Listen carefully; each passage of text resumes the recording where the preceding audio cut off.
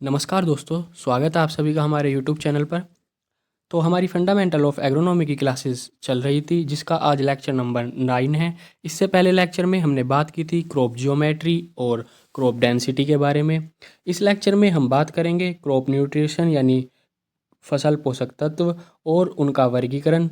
साथ ही बात करेंगे हम criteria of essential nutrition for plants, और साथ ही हम बात करेंगे मोबिलिटी ऑफ न्यूट्रिएंट्स यानी पोषक तत्वों की गतिशीलता। इनके अलावा भी हम कुछ अन्य टॉपिक्स हैं जो इसी टॉपिक से संबंधित हैं, उनको भी कवर करेंगे। तो चलिए बिना किसी देरी के लेक्चर को स्टार्ट करते हैं। तो सबसे पहले हम बात करेंगे क्रॉप न्यूट्रिशन यानी क्रॉप न्यूट्रिशन क्या है, इसकी डेफिनेशन क्या है। तो देखिए, crop nutrition are essential chemical element required by plant for growth, development and reproduction. यानी कि फसल पोषक तत्व वे आवश्यक रासायनिक तत्व हैं जो पौधों की वृद्धि, विकास और उत्पादन के लिए जरूरी होते हैं।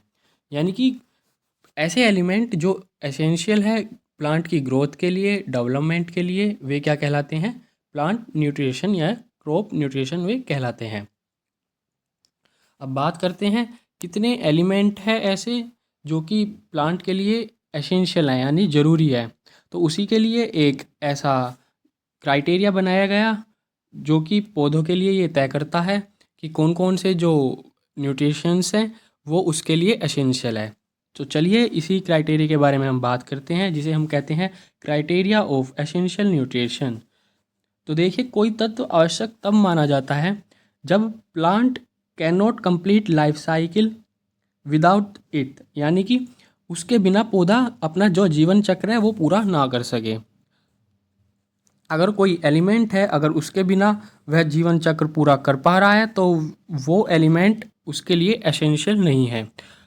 ठीक है। सेकंड है, its function can not be replaced by another element.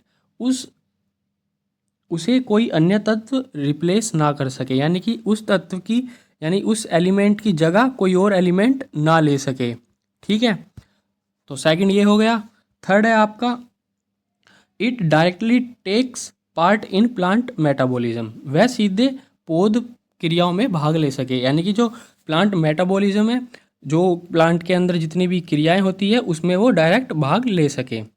ठीक है। तो ये तीनों जो आपके मानदंड हैं, क्राइटेरिया हैं, इन्हीं के अकॉर्डिंग एसेंशियल क्राइटेरिया जो है वो आपका रखा गया, जिसमें कि आपके 17 जो आपके एलिमेंट हैं उनको रखा गया। तो ये टर्म किसने दी थी? अगर क्वेश्चन आ जाए criteria of essential nutrition given by, तो आपको आंसर करना है Arnold and stout. Arnold and stout ने इस टर्म को दिया था। रिफाइन किया गया था यानी संशोधित किया गया था आर्नोल्ड के द्वारा। कब? 1994 में इसको संशोधित किया था आर्नोल्ड ने। तो ये भी आप नोट कर लीजिएगा। अब देखते हैं, आगे चलते हैं। तो देखिए, एलिमेंट जो डिस्कवर जो अभी तक किए जा चुके हैं या खोजे जा चुके हैं, वो है आपके 120 से प्लस। 120 से ज़्यादा जो क्या है आपके एलिमेंट्स को खोजा जा चुका है, जिनमें से जो 60 जो आपके एलिमेंट्स हैं वो प्लांट में हमें देखने को मिलते हैं। लेकिन इन 60 में से भी एसेंशियल एलिमेंट केवल 17 है। यानी कि इनके बिना जो अभी मैंने आपको 3 मानदंड बताए हैं, ये वाले ये इनको फॉलो करते हैं। कौन से? ये 17 जो आपके एलिमेंट हैं। पहले ये 16 थे, लेकिन बाद में इनको एक इसमें ऐड कर दिया गया। वो ऐड किया गया था निकिल, जिसकी खोज की थी ब्राउन एट अल ने। ये भी आप नोट कर लीजिएगा, ये भी पूछ लिया जाता है कि निकिल जो आपका एलिमेंट है उसकी खोज किसने की थी। तो आप कहेंगे कि ब्राउन एट अल ने 1987 में की थी। तो ठीक है। इसमें बहुत से बच्चे कंफ्यूज हो जाते हैं कि जो हमारे एलिमेंट्स हैं, पोषक तत्व हैं प्लांट्स के लिए, वो कितने हैं। तो आप कहेंगे 17। ठीक है, इसको नोट कर लीजिएगा। चलिए अब आगे चलते हैं। और देखिए हर एलिमेंट ज़रूरी नहीं होता। एसेंशियल एलिमेंट केवल वही है जिसके बिना प्लांट जो है अपनी लाइफ साइकिल पूरा नहीं कर सकता। ठीक है। चलिए अब आगे चलते हैं। तो अब बात करते हैं हम प्लांट न्यूट्रिशन के क्लासिफिकेशन की। तो देखिए इनको 3 भागों में बांटा गया है। सबसे पहला आपका बेसिक्स न्यूट्रिशन, मैक्रो न्यूट्रिशन और माइक्रो न्यूट्रिशन। मैक्रो में आपको प्राइमरी न्यूट्रिशन और सेकेंडरी न्यूट्रिशन देखने को मिल जाता है।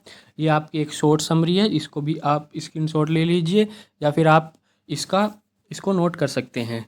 अब इनको हम डिटेल में पढ़ेंगे।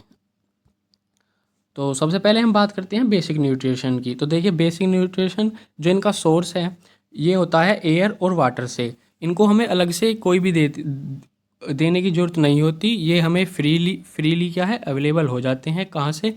पानी से यानी कि H2O से, और जी आपका एयर से। ठीक है, एयर से और वाटर से ये हमको फ्रीली मिल जाते हैं, यानी कि फार्मर को इनका बिल नहीं भरना पड़ता। आप सिंपल ऐसे समझ सकते हैं कि फार्मर को इनका बिल नहीं भरना पड़ता, ये हमें फ्रीली एयर और वाटर से मिल जाते हैं। कौन कौन से? CHO यानी कि कार्बन, हाइड्रोजन और ऑक्सीजन। ठीक है, तो CHO इनको आप याद कर लीजिएगा, ये बेसिक न्यूट्रिशन होते हैं। चलिए अब हम आगे चलते हैं। सेकंड है आपका माइक्रो न्यूट्रिशन। इनको 2 भागों में बांटा गया है माइक्रो न्यूट्रिशन को। एक तो आपका प्राइमरी माइक्रो न्यूट्रिशन और एक आपका सेकेंडरी माइक्रो न्यूट्रिशन। अब बात करते हैं प्राइमरी की। तो देखिए प्राइमरी में क्या है आपका, ये जो मेजरली आपके जो 3 NPK यानी कि नाइट्रोजन, फॉस्फोरस और पोटेशियम, इनका जो ट्रियो है ये, ठीक है, इनको रखा गया है। नाइट्रोजन क्या करता है? नाइट्रोजन पत्ते की ग्रीन ग्रोथ यानी कि पत्तों की वृद्धि के लिए काम करता है पौधों में। फॉस्फोरस जड़ों को डेवलप करता है और पौधे को ऊर्जा देता है। पोटेशियम क्या करता है? ओवरऑल जो स्ट्रेंथ है, पौधे को जो मजबूती है वो प्रदान करता है, जिससे वो सीधा खड़ा रहे। ठीक है, अब बात करते हैं हम सेकेंडरी माइक्रो न्यूट्रिशन की। तो इसमें देखिए कैल्शियम, मैग्नीशियम और सल्फर, Ca, Mg और S, ठीक है, इनको रखा गया है। इनके न्यूट्रिशन फंक्शन की बात की करें तो देखिए जो आपका Ca यानी कि कैल्शियम है वो क्या करता है? वो सेल वॉल यानी कोशिका भित्ति निर्माण में मदद करता है। और मैग्नीशियम क्या करता है? मैग्नीशियम आपका क्लोरोफिल को बनाने में मदद करता है। और सल्फर आपका प्रोटीन फॉर्मेशन यानी कि प्रोटीन सिंथेसिस में मदद करता है। अब बात करते हैं थर्ड माइक्रो न्यूट्रिशन के बारे में। तो देखिए माइक्रो न्यूट्रिशन में आपका iron, copper, boron, chlorine, zinc, manganese, molybdenum और निकिल जो आपका 17th जो आपका एलिमेंट है वो ऐड किया गया था। ये सभी आपके माइक्रो न्यूट्रिएंट्स में आते हैं। ये क्या होते हैं माइक्रो न्यूट्रिशन? देखिए ये प्लांट को क्या है, ये कम मात्रा में चाहिए होते हैं, लेकिन ये ऐसा नहीं है कि इनके बिना काम चल जाएगा। इनको देना ज़रूर होता है, लेकिन कम मात्रा में भी ये काम कर जाते हैं। कम मात्रा में चाहिए होते हैं लेकिन देना ज़रूरी है। ठीक है, अब इनके कार्य की बात कर ली जाए तो देखिए आयरन क्या करता है? आयरन क्लोरोफिल उत्पादन के लिए एक उत्प्रेरक का कार्य करता है, यानी कि catalyst for chlorophyll production. Zinc क्या करता है? जिंक रेगुलेट ग्रोथ हार्मोन्स यानी कि जो वृद्धि हार्मोन है उनको कंट्रोल यानी नियंत्रित करता है। मैग्नीज का काम क्या है? प्रकाश संश्लेषण में शामिल होना, यानी कि इन्वॉल्व इन फोटोसिंथेसिस और इसमें शामिल होना। बोरोन क्या करता है? Responsible for sale wall synthesis and reproductive growth, कोशिका भित्ति के संश्लेषण और प्रजनन वृद्धि के लिए जिम्मेदार। कॉपर की बात करें तो कॉपर क्या करता है? Acids in photosynthesis and respiration, यह प्रकाश संश्लेषण और श्वसन में सहायता करता है। मोलिब्डेनम का कार्य की फॉर नाइट्रोजन मेटाबॉलिज्म, यानी कि नाइट्रोजन चयापचय के लिए महत्वपूर्ण, जो आपकी मेटाबॉलिज्म जो भी रिएक्शन होती है उनके लिए ये महत्वपूर्ण है। कौन? मोलिब्डेनम। क्लोरीन का कार्य है परासरण के लिए महत्वपूर्ण, यानी कि जो ओस्मोसिस होती है, इसके बारे में हम क्रॉप फिजियोलॉजी में पढ़ेंगे ओस्मोसिस क्या है। तो देखिए इम्पोर्टेंट फॉर ऑस्मोसिस यानी परासरण के लिए महत्वपूर्ण। निकिल निकिल क्या काम करता है, एसेंशियल फॉर एंजाइम एक्टिविटी, यानी कि जितनी भी एंजाइम एक्टिविटी है उनके लिए आवश्यक होता है कौन, निकिल। तो ये थे आपके 3 आपके ये क्लासिफिकेशन थे। इसमें सबसे पहले आपको बेसिक्स बताया गया कि बेसिक्स न्यूट्रिशन कौन कौन से होते हैं। तो बेसिक्स होते हैं CHO यानी कि कार्बन, हाइड्रोजन और ऑक्सीजन। यहाँ पर देख लेंगे हम, यहाँ पे अच्छे से आपका एग्जाम्पल मिल जाएंगे। तो बेसिक्स कौन कौन से होते हैं, CHO यानी कि कार्बन, हाइड्रोजन और ऑक्सीजन। मैक्रो कौन कौन से होते हैं, मैक्रो में 2 बांटे गए हैं, पहला प्राइमरी न्यूट्रिशन, दूसरा सेकेंडरी न्यूट्रिशन। प्राइमरी में आपका NPK आता है यानी कि नाइट्रोजन, पोटेशियम और फॉस्फोरस, और सेकेंडरी में आपका कैल्शियम, मैग्नीशियम और सल्फर, इन तीनों को रखा गया है। वहीं माइक्रो न्यूट्रिशन में बात की जाए तो आपका iron, copper, boron, chlorine, zinc, manganese, molybdenum और निकेल, इन सभी को रखा गया है। तो ये आपका यहाँ पर एक शॉर्ट समरी हो जाती है इसी की, ठीक है। अगर चाहे तो आप सिर्फ इसी को नोट कर सकते हैं, बाकी मैंने आपको नीचे इनके एग्जाम्पल और इनके जो वर्क हैं वो भी आपको बता दिए हैं। अब चलिए आगे चलते हैं। तो एक और रह गया है आपका, इसको भी कभी कभी पूछ लिया जाता है। तो बेनिफिशियल की बात कर लेते हैं कि बेनिफिशियल एलिमेंट क्या होते हैं, ये भी अक्सर पूछ लिया जाता है एग्ज़ाम में कि बेनिफिशियल एलिमेंट क्या होते हैं। तो देखिए, बेनिफिशियल एलिमेंट वे तत्व होते हैं जिनको पौधों में देने पर क्या मतलब लाभ ही होता है।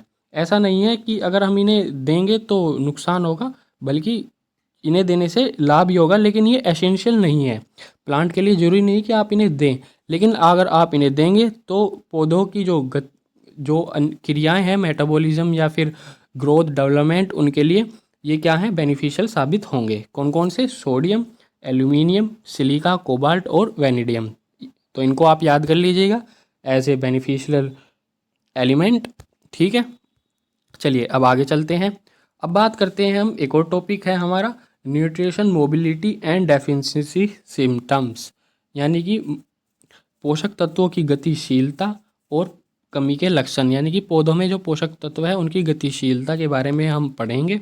तो देखिए, गतिशीलता को यहाँ पर मेनली क्या है, मेनली वैसे 2 ही होती हैं, मोबाइल और आपका इमोबाइल। लेकिन यहाँ पर हमने इसको और भी थोड़ा डाइवर्सिफाई कर दिया है, मतलब और भी ज़्यादा थोड़ा खोल के आपको बताएंगे। तो देखिए, सबसे पहले आता है मोबाइल न्यूट्रिशन यानी कि गतिशील पोषक तत्व। तो देखिए, ये ऐसे पोषक तत्व हैं, इनमें आते हैं नाइट्रोजन, फॉस्फोरस और पोटेशियम और मैग्नीशियम, ठीक है। इनके जो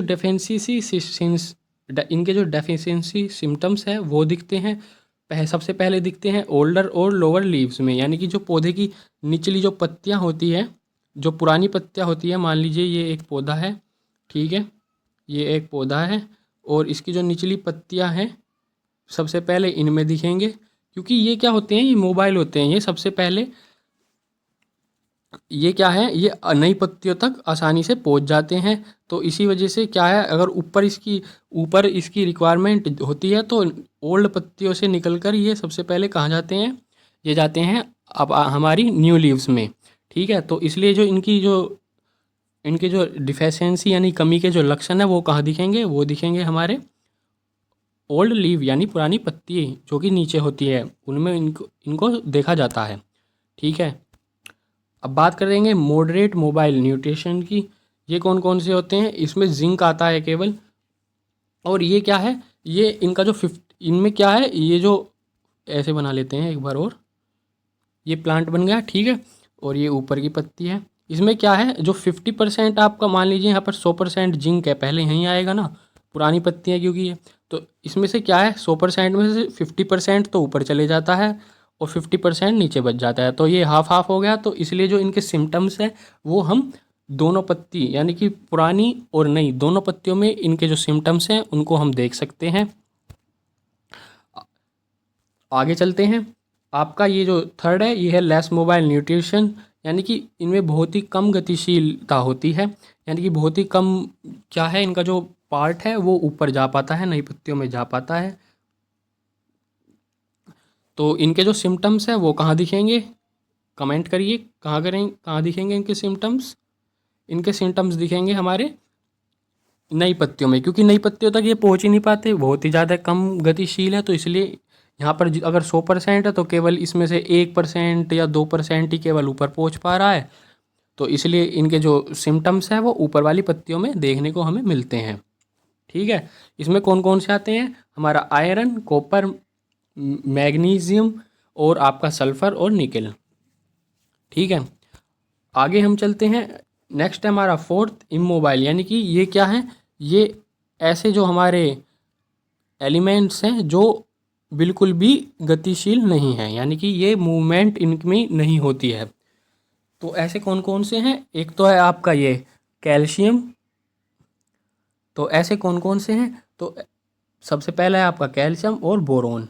कैल्शियम और बोरोन ये कैसे हैं, ये है इमोबाइल न्यूट्रिशन, यानी कि ये क्या है, अगर 100% यहाँ पर जमा हो गए, अगर ये यहाँ पर जमा हो गए तो ये बिल्कुल भी ऊपर, इनमें से कुछ भी पार्ट ऊपर नहीं जा पाता, इनका जो बिल्कुल पार्ट है वो ऊपर नहीं जा पाता, जिस कारण जो इनके सिम्टम्स हैं वो कहाँ दिखते हैं, deficiencies show up in a new leaves and top growth, यानी कि ऊपर जो आपकी एपिकल बर्ड्स होती हैं उन पर इनके सिम्टम्स दिखते हैं।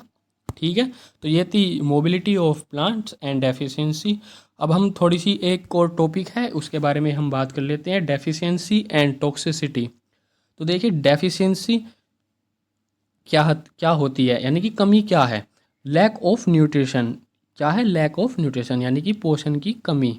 ठीक है, इससे क्या होता है, जो पौधे का जो विकास है वो पुअर होता है, यानी कि उसकी डेवलपमेंट रुक जाती है या फिर कम होती है। ठीक है, वहीं अगर टॉक्सिसिटी की बात की जाए तो देखिए टॉक्सिसिटी का मतलब है एक्सेसिव न्यूट्रिएंट्स, यानी कि ये क्यों क्यों होती है टॉक्सिसिटी, ज़्यादा न्यूट्रिशन देने के कारण। जब हम जो न्यूट्रिशन है उसकी अमाउंट को कैलकुलेट करके नहीं डालते हैं, ज़्यादा मात्रा में डाल देते हैं, तो न्यूट्रिशन क्या करता है, वो प्लांट क्या करता है, उसको एक टॉक्सिसिटी की तरह उसके साथ बिहेव वो करने लगता है। इससे क्या होता है, जो हमारी क्रॉप है वो डैमेज हो जाती है। ठीक है, तो इसलिए ही कहा जाता है कि जो आपके न्यूट्रिशंस हैं उनको क्या है, सही अमाउंट सही समय पर देना ज़रूरी होता है। इसलिए ही कहा जाता है कि अगर कम दिया तो भी प्रॉब्लम है, ज़्यादा दिया तो भी प्रॉब्लम है। तो इसलिए फर्टिलाइज़र को क्या है, राइट न्यूट्रिशन, राइट डोज और राइट टाइम देना ही क्या है, एक अच्छी फार्मिंग हमारी कहलाती है। चलिए तो अब आगे चलते हैं। अब देखिए मेथड की बात कर लेते हैं। तो अब हम मेथड की बात कर लेते हैं, छोटा सा टॉपिक है, इसको भी देख लेते हैं। तो देखिए मेथड में सबसे पहला आता है आपका soil application, the direct placement of dry और लिक्विड फर्टिलाइजर इनटू और onto the soil for root uptake. मिट्टी में उपयोग, जड़ों द्वारा अवशोषण के लिए शुष्क या तरल उर्वरक को सीधे मिट्टी में या उसके ऊपर डाला जाता है। एग्जाम्पल की बात की जाए तो spreading urea granules across a field और buying NPK pellets near the root zone, यानी कि इसमें क्या है, एक तरीके से आप इसे जैसे ब्रॉडकास्टिंग मेथड होता है ना, सीड को छिड़कने वाला विधि, उसी उसी की तरह इसको भी सॉइल पर छिड़का जाता है। या फिर आप टॉप ड्रेसिंग भी इस कर सकते हैं, वो भी सॉइल एप्लीकेशन के अंदर ही आता है। टॉप ड्रेसिंग क्या होती है, टॉप ड्रेसिंग में हम प्लांट के बिल्कुल जड़ में क्या है, प्लांट टू प्लांट क्या करते हैं, जो आपका फर्टिलाइज़र है उसको डालते हैं। ठीक है, तो यही दिया गया है। अगली बात करते हैं, आगे बात करते हैं फ्लोयर स्प्रे। ये क्या है, ये सबसे ज़्यादा एफिशिएंसी इसकी होती है। इसमें क्या है, पोषक तत्वों के तरल घोल को सीधा पौधे की पत्तियों पर लगाना ताकि स्टोमेटा के माध्यम से उनका तेज़ी से अवशोषण हो सके, यानी कि apply liquid nutrition solution directly onto the leaves of a plant for rapid absorption through the stomata. Stomata के लिए स्टोमेटा पर छिड़का जाता है पत्तियों पर, जिससे स्टोमेटा के द्वारा उसका तेज़ी से एब्जॉर्ब उसे कर सके। एग्जाम्पल की बात की जाए तो spraying zinc sulphate to fix leaf yellowing और applying iron chelates to fruit trees, यानी पत्तियों के पीलेपन को दूर करने के लिए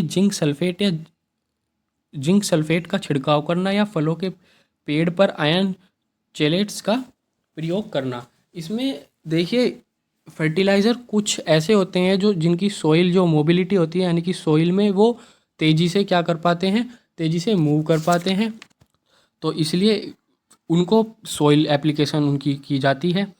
लेकिन कुछ ऐसे होते हैं जिनकी जो सॉइल में मोबिलिटी होती है, यानी कि सॉइल में जो गतिशीलता होती है उनकी, वो बहुत ही कम होती है। इसलिए क्या किया जाता है, उनको डायरेक्ट पत्तियों पर छिड़क दिया जाता है, जिससे क्या होता है, जिससे जो पत्तियों में स्टोमेटा होता है उनके द्वारा उसका एब्जॉर्प्शन हो सके। ठीक है। अब देखिए कुछ हाईली जो मोबाइल होते हैं वो क्या होते हैं, जैसे कि आपका क्लोरीन हो गया, आपका नाइट्रेट हो गया, ये क्या है, ये हाईली मोबाइल आपके न्यूट्रिशंस होते हैं। और इमोबाइल की बात की जाए, जैसे कि जिंक हो गया आपका, ये क्या है, इमोबाइल होते हैं किसमें, सोइल में। मैंने यहाँ पर सोइल की बात की है, ना कि मैंने यहाँ पर प्लांट की बात की है। ठीक है, आगे चलते हैं। थर्ड है आपका fertigation, the practice of disturbing water solubles fertiliser to plant through an irrigation system usually drip. Fertigation सिंचाई प्रणाली आमतौर पर ड्रिप सिंचाई के माध्यम से पौधों को पानी में घुलनशील उर्वरक वितरित करने की प्रक्रिया है। यानी कि आप किसी भी फर्टिलाइज़र को पानी या फिर ड्रिप के मध्य सिंचाई के जरिए जो आपका वाटर है, जो आपका इरिगेटेड वाटर है, उसमें मिक्स करके उसको दे देते हैं, किसको, प्लांट को। तो यहाँ पर यही है example, injected liquid nitrogen into a drip line और using a potassium nitrate solution in greenhouse sprinkle system. Drip line में तरल नाइट्रोजन डालना या ग्रीन हाउस में स्प्रिंकल सिस्टम में पोटेशियम नाइट्रेट के घोल का उपयोग करना क्या कहलाता है, फर्टिगेशन कहलाता है। तो ये था आज का आपका लेक्चर। आशा करता हूँ आपको लेक्चर पसंद आया होगा। अगर पसंद आया तो चैनल को सब्सक्राइब कीजिए, वीडियो को लाइक कीजिए और अपने फ्रेंड्स के साथ शेयर करना ना भूलिएगा। मिलते हैं अगले लेक्चर में, तब तक के लिए जय हिंद, जय भारत।